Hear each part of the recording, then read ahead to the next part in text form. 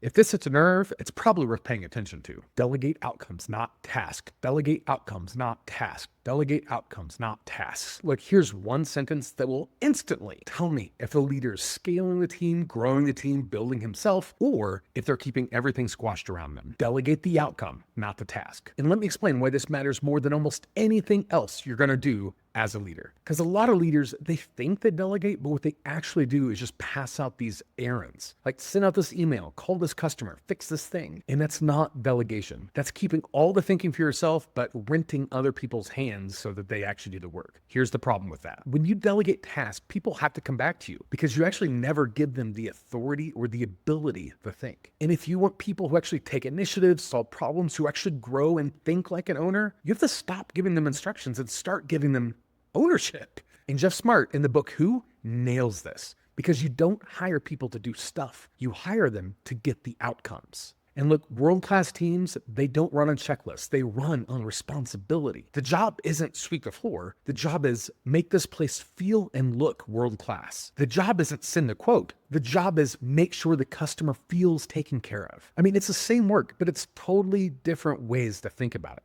And if you have a hard time getting your team to have this hardwired into their behavior, try this rule, the 1-3-1. So when someone brings a problem to you, ask them to bring one problem, 3 possible solutions, and 1 recommendation. And it's not because you don't care, you're trying to save time, but it's because you don't want to be the smartest person in the room anymore. And you're trying to build their own critical thinking and judgment, not just replace it with yours. And that's how you stop being the bottleneck.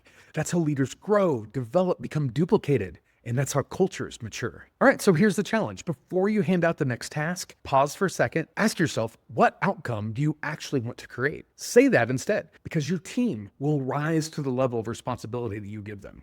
And this is exactly the type of work we do inside Eightfold Advantage using the Bloom Growth OS. We build leaders, we create clarity, we scale businesses by scaling the humans inside of them.